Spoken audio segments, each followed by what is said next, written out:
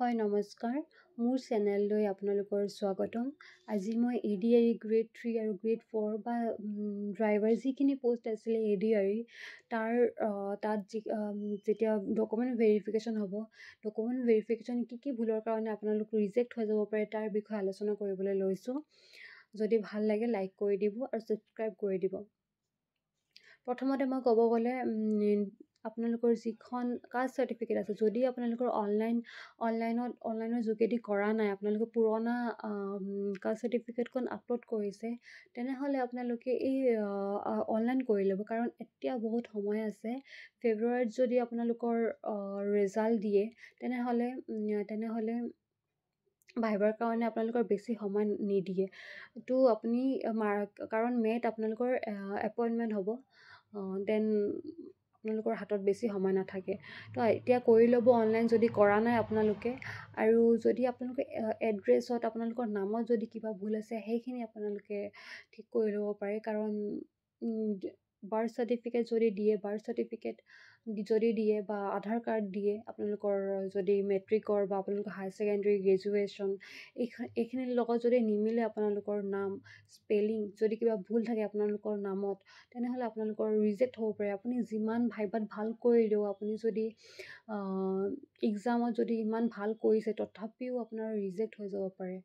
Document ভেৰিফিকেশ্যনত এটা ৱৰ্ডৰ কাৰণে আপোনাক ৰিজেক্ট কৰি দিব পাৰে। সেইবাবে আপুনি এতিয়াই ঠিক কৰি লওক। আৰু কাষ্ট চাৰ্টিফিকেট মষ্ট ইম্পৰ্টেণ্ট। যদি আপোনাৰ NCL কিবা প্ৰব্লেম হৈ আছে, সেইখন কৰিব। আপুনি অনলাইন কৰা নাই, অনলাইন কৰি ল'ব। আৰু এড্ৰেছৰ কাৰণে ক'ব খোজোঁ যে আপোনালোকৰ এটা ভাল এড্ৰেছ, যদি এড্ৰেছতো আপোনালোকৰ ভুল থাকে, সেইখন ঠিক কৰিব পাৰে। বা আপোনালোকে যদি মষ্ট ইম্পৰ্টেণ্ট ক'ব গ'লে, এতিয়া কাষ্ট চাৰ্টিফিকেট হৈ আছে, কাষ্ট চাৰ্টিফিকেটখন আধাৰ কাৰ্ডখন আপোনালোকৰ স্কুলৰ যিখন এডমিট কাৰ্ড আছে, বা এডমিট কাৰ্ডৰ লগত যদি আপোনালোকৰ নাম আধাৰ কাৰ্ডৰ লগত নাই মিলা, বা আপুনি যদি ডেট অফ বাৰ্থৰ কাৰণে যিখন আপোনালোকৰ বাৰ্থ চাৰ্টিফিকেট আছে তাৰ লগত যদি আপোনালোকৰ নাম নাই মিলা, যদি আপোনালোকৰ মা দেউতাৰ নামত কিবা ভুল আছে, তেতিয়া আপুনি চেঞ্জ কৰিব পাৰে বা এতিয়াও সময় আছে, ঠিক কৰিব পাৰে আপুনি। কাৰণ ফেব্ৰুৱাৰীৰ পিছত আপোনাৰ হাতত সময় নাথাকে। তো আপুনি অনলাইন কৰি ল'ব যিখিনি কৰা নাই। আৰু যদি আপোনাৰ এক্সচেঞ্জ কাৰ্ডত যদি কিবা শুধৰাব লাগে, ঠিক কৰিব লাগে, সেইখিনি কৰি ল'ব। আৰু ক'ব গ'লে আৰু যদি আপুনি ভাবে যে আপোনাৰ এক্সাম ভাল হৈছে, তেনেহ'লে আপুনি ভাইবাৰ কাৰণে প্ৰিপাৰেশ্যন ল'ব পাৰে। আৰু এটা কথা কৈ দিওঁ যে আপোনাৰ যদি এক্সাম ভালো হয় ন, আপোনাৰ ডকুমেণ্ট ভেৰিফিকেশ্যনৰ কাৰণে আপুনি ডকুমেণ্টখিনি ভালকৈ প্ৰিপেয়াৰ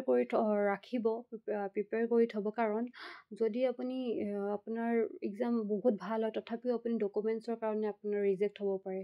সেইবাবে আপুনি ডকুমেণ্টছখিনি চাই ল'ব এবাৰ, এতিয়া সময় আছে। এয়াই আৰু, যদি ভাল লাগে লাইক কৰি দিব। ধন্যবাদ।